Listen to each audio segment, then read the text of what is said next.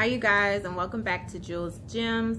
Before we jump into two of today's topics, I want to say happy International Women's Day. In honor of today, I am wearing one of the three colors, purple being one of those colors. The other two colors, just as a friendly news you probably cannot use, is green and white. When I think about International Women's Day, I think about all of the strong women in my life. Not only all the strong women in my life, but also the strong young little girls that will one day become women and giants in their own right. Specifically, my niece that I love and adore so much. Today's recap, listen. I don't like Drew. I liked her at the beginning, but after watching this episode, she has truly rubbed me the wrong way. And I feel like I'm missing some backstory, which I know I'm missing a backstory. Kenya kind of filled in her parts in regards to the backstory on Candy's Speak On It episode, but I need Drew to come back on Speak On It so she can kind of fill in some stuff, because at this point, Drew is losing me. She has lost me, and like at 98%.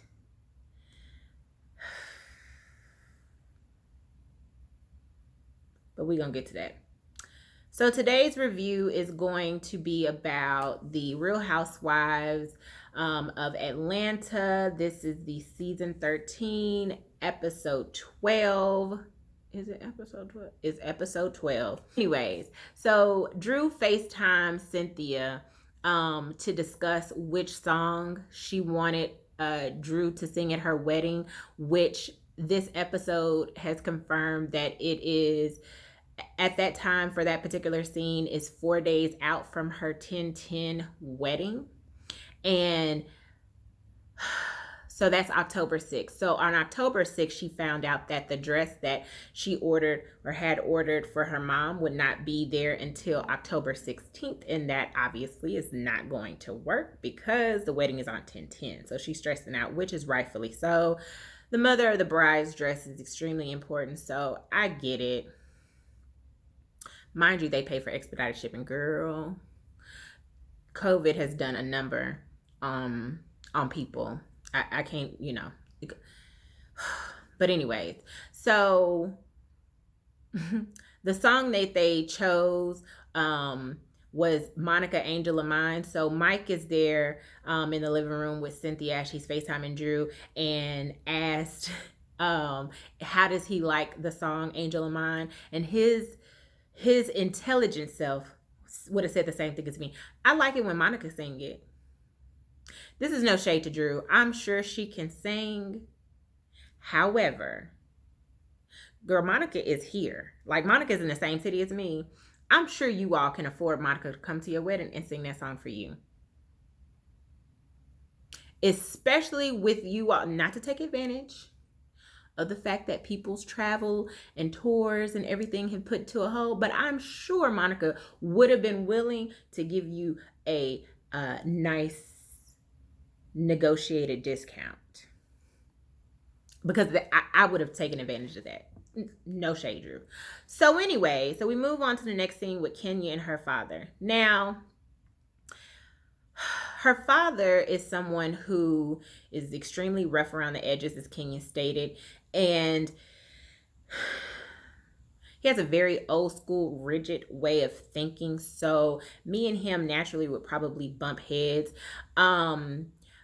But just to take away some of the key points that was made, he's never met her husband. She regrets not inviting him to the wedding, but she knew that her father was not going to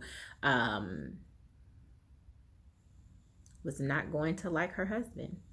If that in and of itself was not a telltale sign right then and there, and I know, again, hindsight is 2020, but sometimes we as people, and I'm not just going to say women, but we as people get so caught up in this fairy tale or this chance of a lifetime type of opportunity when it presents itself, especially in a romanticized way, that we lose our minds and our senses, and can't tell right from left, right? So her father, who just recently celebrated 39 years of marriage, gave her sound advice as it relates to how it made her marriage last. And one of the things that I would have to agree, I would also like to hear what his wife have to say, but it's communication. Ooh, communication. It is vital to have to be an effective communicator, but also a receptive listener, right? Marriage is a partnership. Candy, speak on it. Kenya does share that their relationship she does not expose all the good that Mark shows her.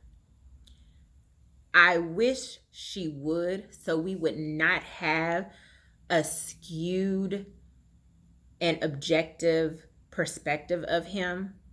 I know that relationships are personal, right? But if you're going to show parts of someone, show the entire package of this individual and not just the bad parts of them. If you have experienced the good parts of them, like, it does not show Mark in a good light. And I personally don't care what she has to say.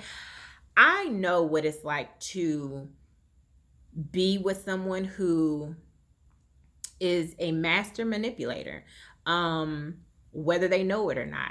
And the fact that he knows that he can do and say certain things to butter her up and make her feel special, but then at the same time, like, but the fact that he can play on her emotions like that, and then just as quickly as he can build her up is as quickly as he can tear her down.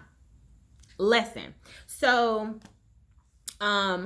people hype this self-love, self-care, this whole thing up, and one of the things I will share with you on my journey, I know this has nothing, it actually does have everything to do with it, so bear with me, is when I find myself, okay, hold on, let me start this over. I'm the type of person, especially when I get into a relationship with someone, I am someone who shows you how I want to be loved, show you how I want to be treated, so that in turn, you can reciprocate that back to me, right? That has not always worked in my favor.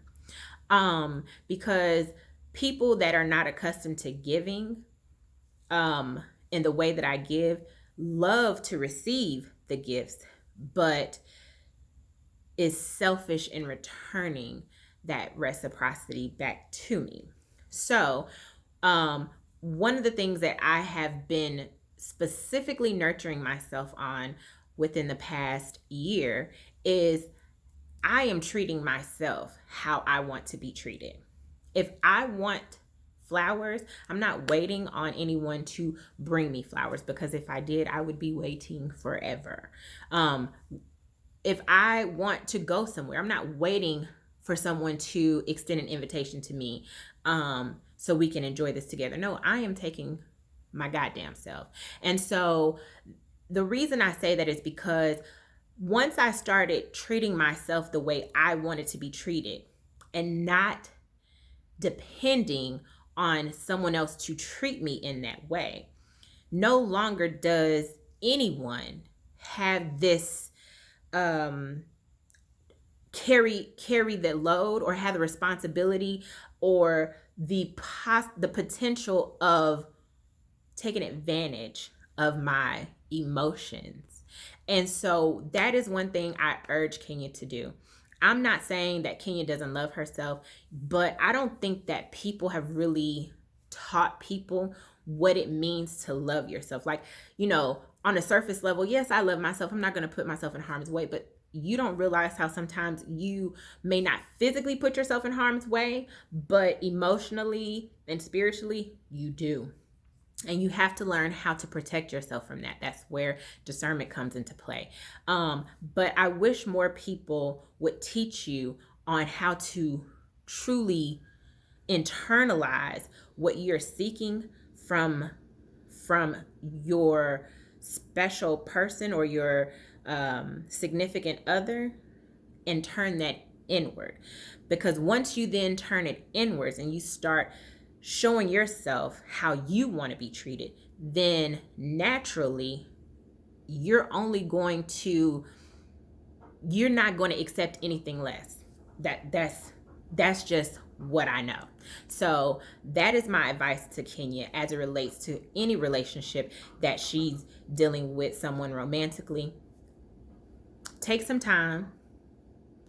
Don't be like some people who jump from relationship to relationship and don't figure out who they are. Take time for yourself. Figure out who you are. Figure out who you like. Because with you being 50 years old, you're not the same woman you were when you first met Mark, right? You've grown, hopefully. Figure out who you've grown and evolved to. And then start treating yourself how you want to be treated.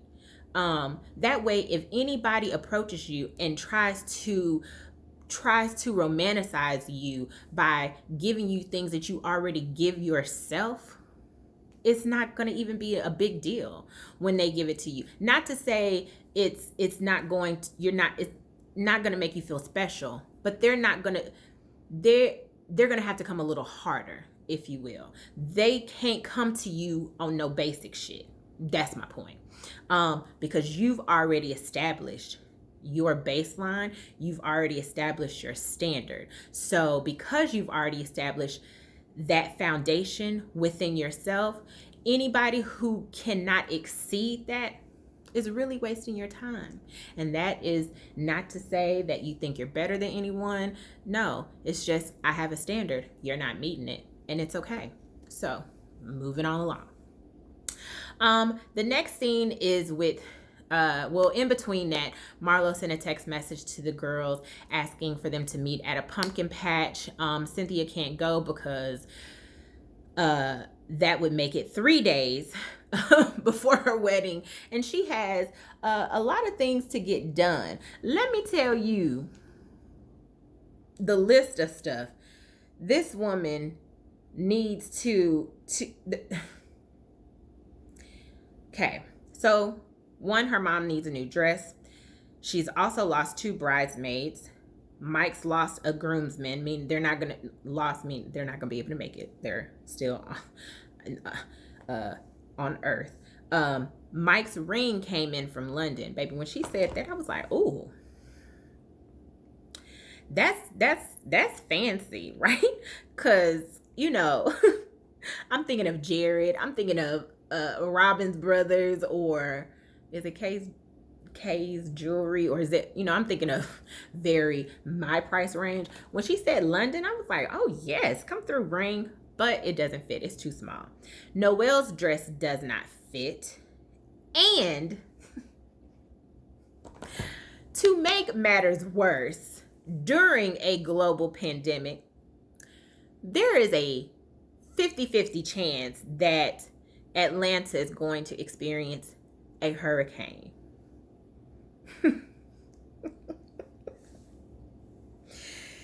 Whoo, child. Now listen.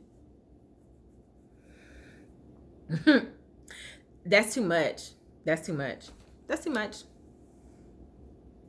Now, you would be able to get Noelle's dress refitted. That you should be able to find you a seamstress or a tailor in Atlanta to get that done. Okay, boom. Cynthia has a friend who has a formal gown store, so she's going to look for an alternative for her mom. That's fine. What's not fine is this hurricane during a global pandemic. Okay. I'm not going to say it no more.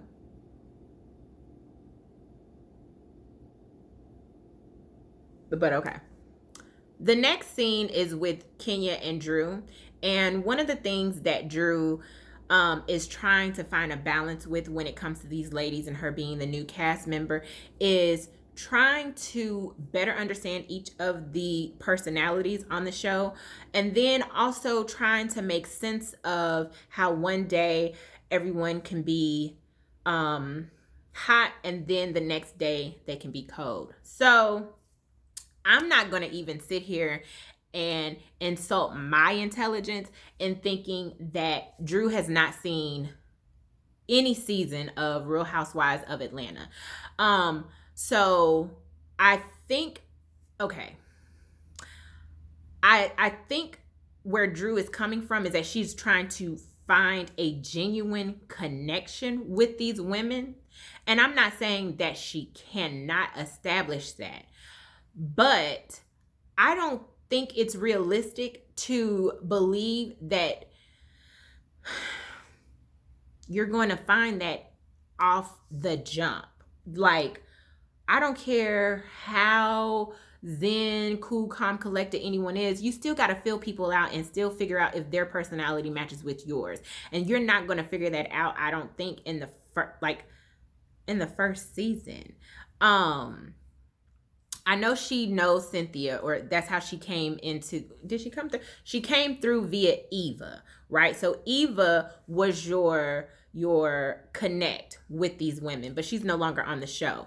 And so you kind of know Cynthia, but you really don't know Cynthia. So this narrative that you're looking for real, I think is very premature, because you're on a reality show. And even though you're on a reality show, again, you're not going to make me believe that you have never seen an episode of any reality show for that matter. And then to say that 1 minute everyone is upset with Kenya, and then the next everyone's twirling with Kenya, and then say to Kenya at the dinner that we want to talk about real and fake, and then bring Kenya up as part of that conversation, when if we're going to question who's real and who's fake, then my concern or my question to you, Drew, would be is why did you not have that conversation with the individuals that you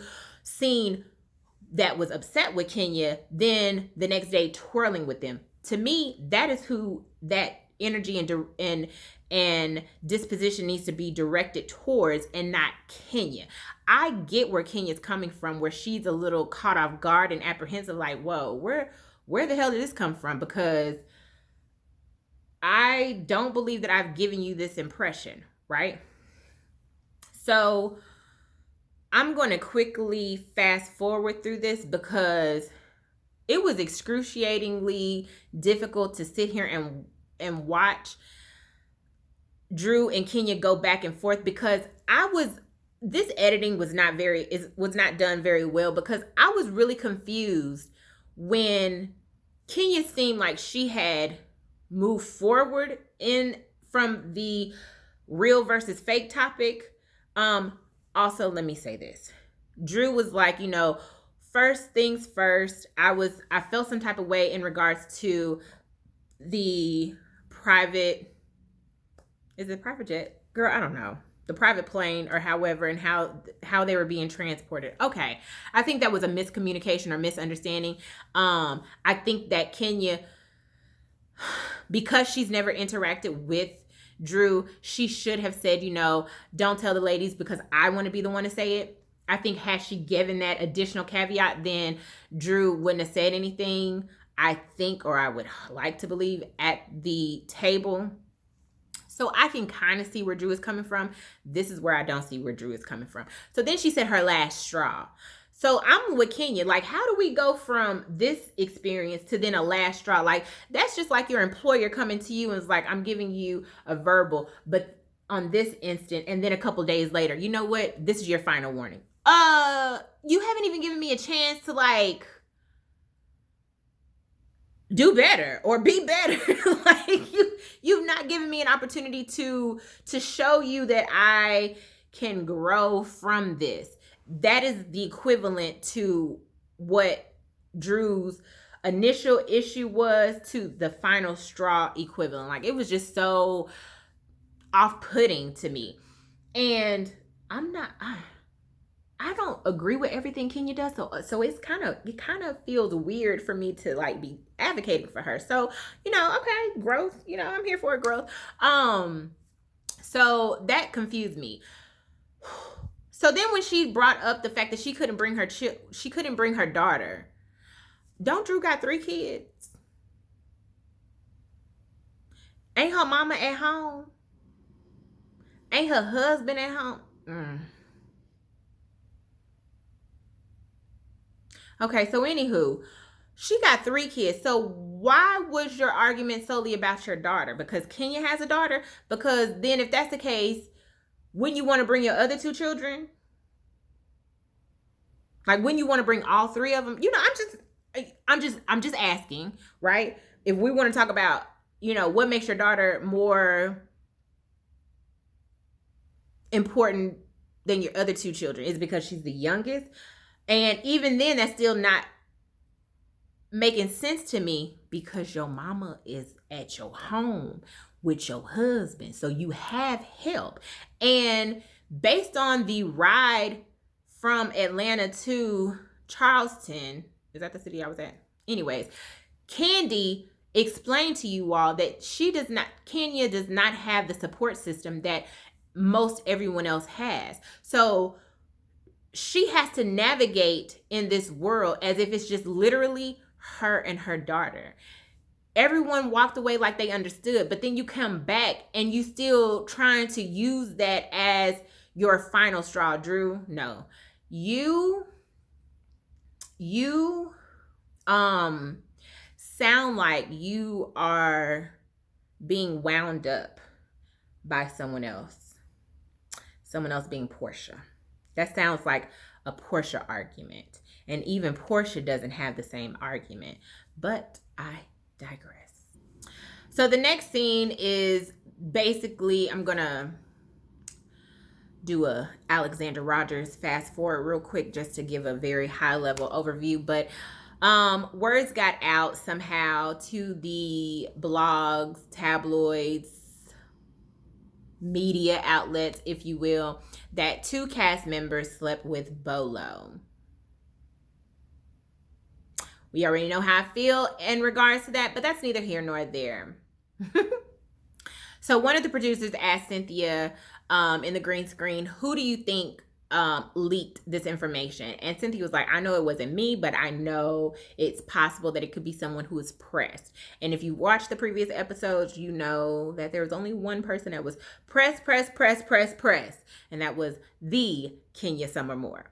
Shout out to Ronnie, the voice, because the only way that I would know Kenya's middle name is because of Ronnie the voice.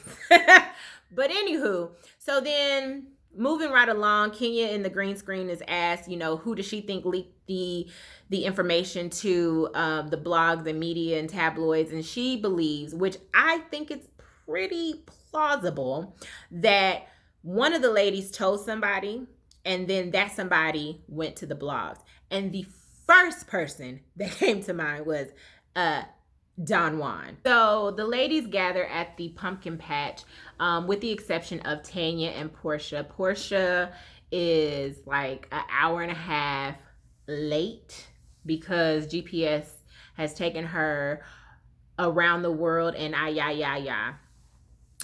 so that's where Porsha is. Tanya has actually traveled around the world and she's in Canada, baby. Tanya said, is you done or is you finished with the Real Housewives of Atlanta filming? And they discuss the page 6 article as it relates to this leak.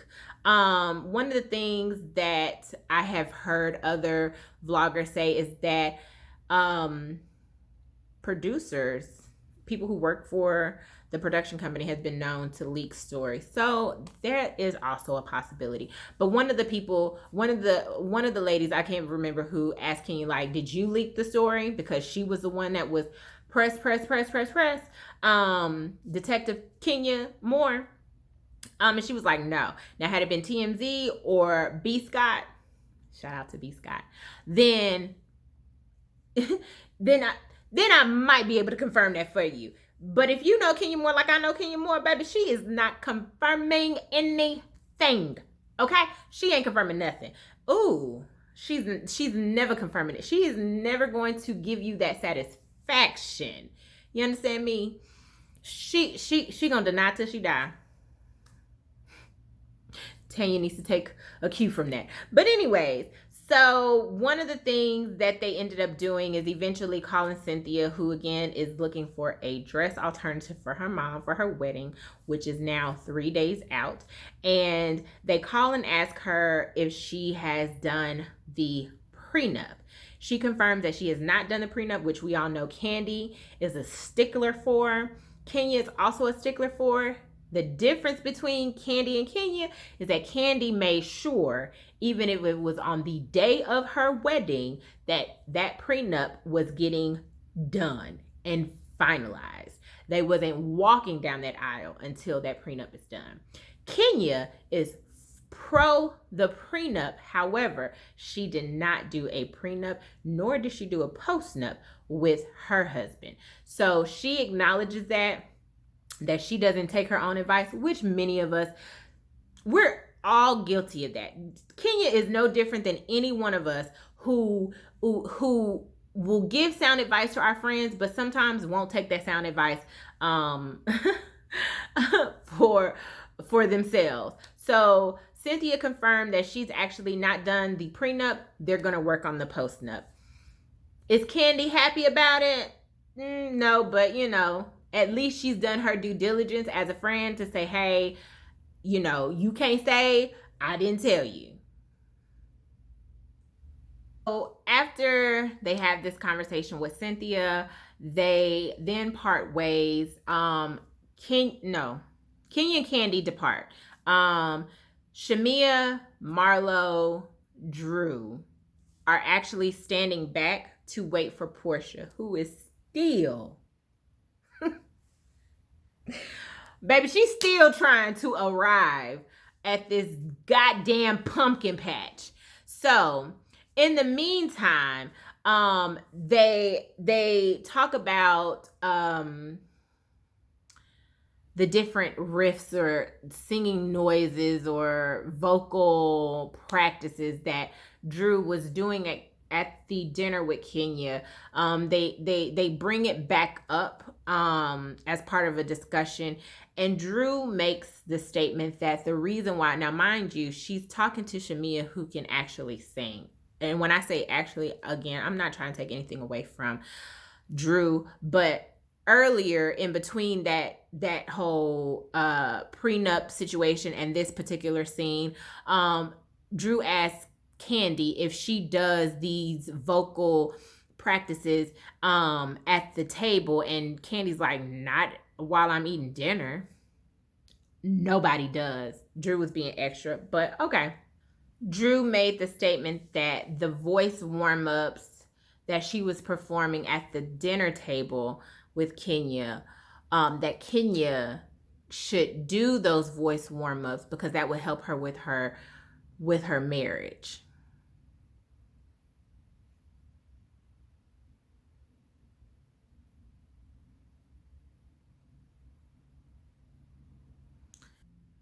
I thought a bitch whose husband ain't leave her for 3 motherfucking days without no communication, no update status of whereabouts and who he was with and where he was at, said something. Girl, bitch, fuck you. That is where Drew lost me.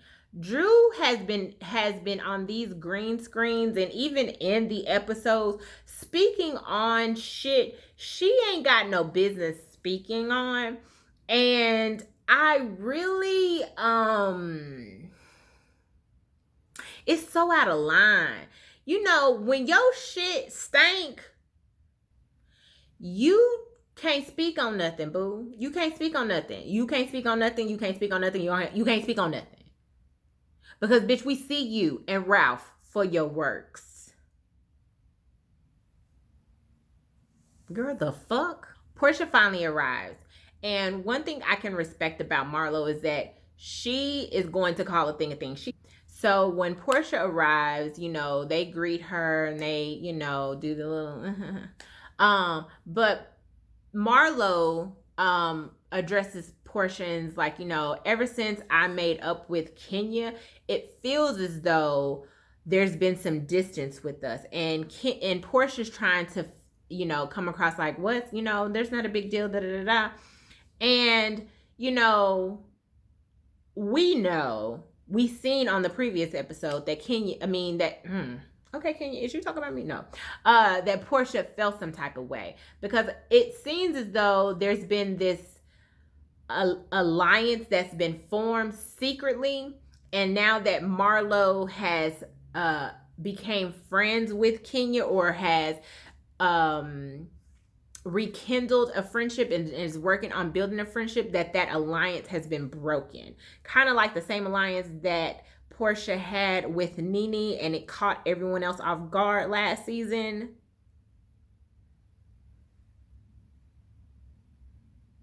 Okay. So, the last season is Kenya going to a therapy session to discuss her relationship status with Mark and how that correlates with her mom. I also think that she should also try to figure out how Mark's relationship with her also correlates with her dad. I know for me, that the choices that I have made as it relates to dating correlate to both of my biological parents.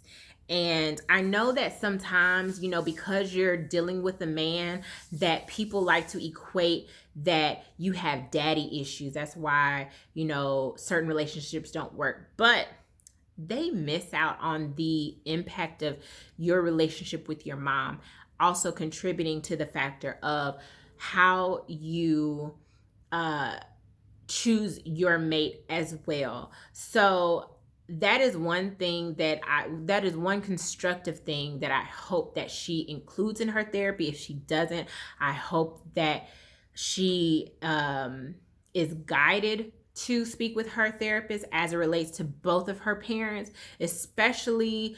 And I will say, and I wouldn't even say especially, no matter the type of relationship you have with both of your parents, because they had a role in your growth and your uprooting of who you are as a woman you are today. So they both equally contribute to how you choose a mate or a partner, if you will. One of the things that I also resonated with Kenya as it relates to her daughter is that I have been through a divorce as well. And one of the decisions that I made as I chose peace and I chose happiness is that even if peace and happiness looks different from the traditional, I am okay with that because my son, just like Kenya's daughter, is what is most important to me. I don't want to be in a dysfunctional relationship for the sake of being and looking like we are in a functional relationship when in fact behind closed doors we're miserable. I'm not fucking with it. I ain't never been able to fuck with it, and it's just not healthy for me. I know my son has been negatively impacted by it. At the same time, even though he has been negatively impacted by it, because he doesn't want to, you know, when he goes to his dad on the weekend, he comes to me during the week, you know, he doesn't want to leave that. And that's understandable. But one of the things that I give great kudos to my ex-husband and I is that we have shown my son what love looks like and what love feels like, because we show each other to him that we still like each other, we still love each other, we still have day-to-day conversations with each other. I'm talking about like random shit. I've actually asked him to come on here to do a video review about Coming to America, because Coming to America 1 is one of his favorite videos. So it would only be right that he come on and give commentary and as it relates to Coming to America 2. So that's the end of this episode.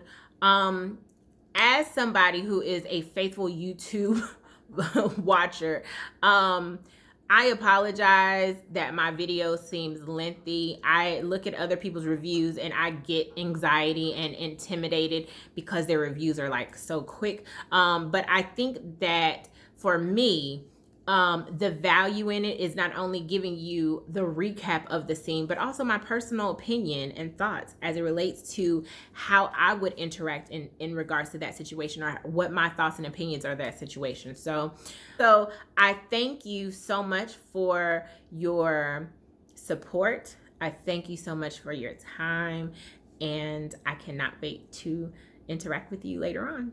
See you later. Bye.